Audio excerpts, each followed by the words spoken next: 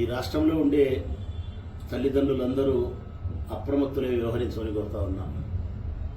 ఆంధ్రప్రదేశ్ రాష్ట్రంలో ఉండే తల్లిదండ్రులందరినీ అప్రమత్తులై వ్యవహరించమని కోరుతా ఉన్నాం. కారణం, నిన్నటి దినం ఈ రాష్ట్ర ముఖ్యమంత్రి చంద్రబాబు నాయుడు గారు శ్రీకాకుళానికి పోయి అక్కడ ఒత్తి ముట్టించినారు. ఇక్కడ కడపలో వెళ్ళింది అది. శ్రీకాకుళంలో ఏంది ఆ మాట అంటే, 3వ సంతానానికి కనండి 30,000 ఇస్తా, 4వ సంతానానికి కనండి 40,000 ఇస్తా, 5వ సంతానానికి కనండి 50,000 ఇస్తా. తల్లిదండ్రులారా, అప్రమత్తులై వ్యవహరించండి. పొరపాటున చంద్రబాబు నాయుడు గారి మాటలు మీరు నమ్మితే, ఒక సామెత గుర్తొస్తుంది నాకు. మా పల్లెల్లో చెప్పేవాళ్ళు, మా అందరికీ తెలిసిన సామెతే. కొంచెం మార్చి చెప్తానా, ఎందుకంటే అందులో బూత్ ఉంది కాబట్టి, అది బాగుండదు కాబట్టి కొంచెం మారుస్తానా. మా పెద్దలు చెప్పేవాళ్ళు ఎప్పుడు, వినకూడని వాని మాటలు విని ఇంట్లో గింజలు అమ్మాకురా అని చెప్పినారు. వినకూడని మాటలు, ఎవరి మాట అయితే వినకూడదో వాని మాట విని ఇంట్లో గింజలు అమ్మాకురా, చెడిపోతావు అని చెప్పినారు. ఇప్పుడు నేనేం చెప్తానా తల్లిదండ్రుల కంటే, చంద్రబాబు నాయుడు మాటలు నమ్మి, ఈ బాబు మాటలు నమ్మి మరొక బాబుకు జన్మనిచ్చినావా, చెడిపోతావురా నాయన అంటారు ఆయన. కారణం, 3వ సంతానం కలిగినప్పుడు 30,000 ఇస్తానని చెప్పిన ఈ పెద్ద మనిషి 3 ఇస్తాడు, మిగతా వాళ్ళకి ఇయ్యడు. 2వ పాయింట్, ఒకవేళ ఇచ్చినా కూడా ఆయన ఇచ్చిన 30,000 ఆ తల్లి కానుపుకు ఆసుపత్రికి కూడా తక్కువసారి. ఇప్పుడు 30,000, 60,000 కాదు కానుపు ఆసుపత్రికి పోతే.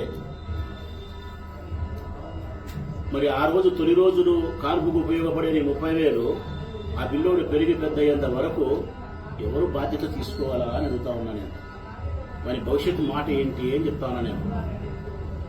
వాడు బడికి పోతే ఏంది, ఆసుపత్రికి పోతే ఏంది, భోజనం ఏంది, వాని ఉద్యోగం ఏంది, సద్యోగం ఏంది, మంచి ఏవి, చెడ్డ ఏవి. నువ్వు ఈ రోజేమో కనమని చెప్తావు, 3 నిగలు, 4 నిగను, 5 మంది నిగలని చెప్పి నీ మాటలు నమ్మే వాళ్ళు పొరపాటున కంటే పిల్లల భవిష్యత్తు ఏంది? అందులో ఇక్కడ గుర్తుపెట్టుకోవాల్సిన అంశం తల్లిదండ్రులు ఒకటి ఉంది. 3వ సంతానం కంటే 30,000, అక్కడే చిన్న అండర్లైన్ చేసుకోవాలా. కాన్పు వరకే ఆ లెక్క. ఏం చెప్పినా, కాన్పు వరకే, ప్రతి ఏటా కాదు. తల్లిదండ్రులారా, 3వ బిడ్డకు ప్రతి సంవత్సరం 30,000 ఇస్తా అని చెప్పలే ఆయన. నువ్వు కన్ని రోజు మాత్రం 30,000 ఇస్తాడట, మిగతా సంబంధం లేదంట. నేను అడుగుతా ఉన్నా ఈ ముఖ్యమంత్రి గారిని, అట్లొద్దయ్యా. దేశంలో జనాభా తగ్గిపోతుంది కాబట్టి దేశ జనాభాను పెంచడానికి, దేశ ఆర్థిక అభివృద్ధిని సాధించడానికి, సంపదను పెంచడానికి పిల్లలు కను అని చెప్తున్నాను. కంటామనుకో నీ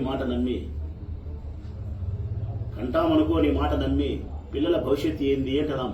అందుకే పుట్టిన ప్రతి పిల్లవానికి నువ్వు ఒక 50 లక్షల రూపాయలు ఫిక్స్డ్ డిపాజిట్ చేయమని పేరుతో బాండ్ తల్లిదండ్రులకు, సంవత్సరానికి 1 లక్ష రూపాయలు మెయింటెనెన్స్ కి, మన అర్హతను బట్టి మనకి ఉద్యోగం ఇస్తానని చెప్పి గ్యారంటీ, ఇవన్నీ ప్రభుత్వం ఒక అగ్రిమెంట్ చేసి ఒక జీవో ఇచ్చి, ఏ ప్రభుత్వాలు మారినా ఈ జీవోలు మారకూడదని చెప్పి తల్లిదండ్రులకు నువ్వు అగ్రిమెంట్ చేసుకుంటే అప్పుడు ఆలోచించాల్సిన పరిస్థితి. పిల్లోని కంటే చాక్లెట్ ఇచ్చినట్టు, తాయిలం ఇచ్చినట్టు 30,000 ఇస్తే పిల్లవాని యొక్క భవిష్యత్తు ఏంది? పిల్లవాని భవిష్యత్తుకు గ్యారెంటీ కావాలా? ఈ రాష్ట్రంలో 3వ సంతానానికి, 4వ సంతానానికి రాష్ట్ర ప్రభుత్వం దత్తత తీసుకోగలిగితే, వారి అర్హతను బట్టి ఉద్యోగాలు ఇవ్వగలిగితే, ఆస్తిపాస్తులు ఇవ్వగలిగితే, ప్రతి ఒక్కరూ తప్పనిసరిగా యూట్యూబ్లోకి వెళ్ళి కడప వార్తను లైక్ చేయండి, సబ్స్క్రైబ్ చేయండి. ఇట్లు మీ జి రమణయ్య, ఎడిటర్, కడప వార్త.